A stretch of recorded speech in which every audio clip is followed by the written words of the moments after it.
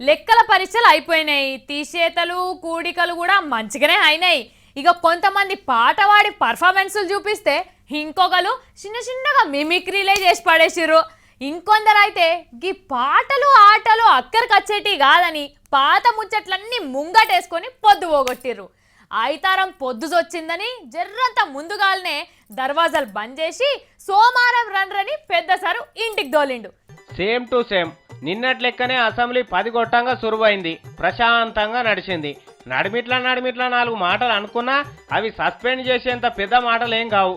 దర్వాజాలు తెరవంగానే ప్రశ్నోత్తరాలు ప్రారంభమని speaker sir చెప్పిండు. ఇక బీజేపీ వాళ్ళు, సిపిఎం వాళ్ళు, సిపిఐ వాళ్ళు, వైఎస్ఆర్ కాంగ్రెస్ వాళ్ళు వీళ్ళందరు ఇచ్చిన వాయిదా తీర్మానాలు పక్కకు పడేస్తున్నా అని చెప్పేసిండు. సభ సురువు చేసిండు స్పీకర్ సారు. వెంటనే మన సొప్పదండ ఎమ్మెల్యే బొడిగె శోభమ్మ లేచి మా తాన ప్రాజెక్టులకు గద్దెలు కట్టిండ్రు కానీ పోర్టువల్ దిగిండ్రు కానీ పని మాత్రం సురువు చేయలే, జర బిరాన చేయమని సర్కారును కోరింది. మోతే ప్రాజెక్టు కడదామంటే అటు దిక్కున్న జనం ఒప్పుకుంటలేరు, అయినా సరే కట్టి తీర్తామని హరీష్ రావు సార్ లేచి సమాధానం చెప్పిండు. ఇట్లనే తతిమోళ్ళు అడిగిన ముచ్చట్లకు కూడా సమాధానం చెప్పిండ్రు. అంతలోనే 0 అవర్ సురువు చేసిండు స్పీకర్ సారు. అందులో తెలుగుదేశం వాళ్ళని బయటికి ఎందుకు వెళ్ళగొట్టిర్రని పువ్వు గుర్తోళ్ళు జంగులు వేపిండ్రు. వాళ్ళ మీద సస్పెన్షన్ ఎత్తేయాలని స్పీకర్ సార్ను కోరిండ్రు. ఒక్క మాట కూడా కించపరుస్తూ మాట్లాడలేదు సార్, నేను చూశాను సార్ రికార్డు. వెంటనే హరీష్ రావు సార్ లేచి ఇప్పటికన్నా సరే క్షమాపణ చెప్తే వాళ్ళ మీద పెట్టిన సస్పెన్షన్ ఎత్తేస్తామని చెప్పుకొచ్చిండు. అంతలోనే కిషన్ రెడ్డి సార్ లేచి హరీష్ రావు గారు అర్థం లేని మాటలు చెప్పుకుంటా సభను పక్కకు తోలుకపోతున్నాడు అన్నాడు. తెలుగుదేశం పిల్లలను ఏం అంశం మీద సస్పెండ్ చేసిండ్రో చెప్పుమని కూర్చున్నాడు. ఈ మాట అనగానే ఇక లొల్లి సురువైంది పువ్వు గుర్తోల కారు గుర్తోలకు. ఇదంతా నడుస్తుండగానే రసమై బాలకిషన్ సార్ రాగం ఎత్తనే ఎత్తిండు.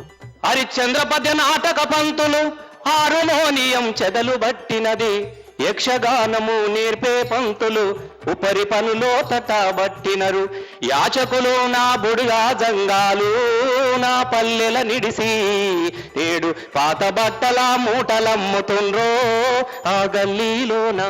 అగో రసమై బాలకిషన్ సార్ పాటవాడి కళ చూపిస్తే నేను మా గోండు భాషలో మాట్లాడి ఉన్నాం రాజయ్య సార్ గోండు భాషలనే గోడెల పోసుకుండు. కోయిత్తూర్కు ఆ గోదారు ఏరు వాదవలిత్కు దుమ్ముగూడెం ఎత్తిపోదల భాషలో మాట్లాడుతుంది సార్, కోయ భాష. ఒకసారి ఆ ఏరు వాదవలిత్కు అంతకంటే ముందుగాల మన గుడులలో పూజలు చేసే పూజారులకు జీతాలు ఇవ్వాలి, అలా ఆదుకోవాలి. దేవాలయాలకు ఇచ్చిన భూములు కబ్జాలు పెట్టుకొని బతుకుతున్నారు కొంతమంది, అవిటిని ఇడిపియాలని మాట్లాడుకున్నారు.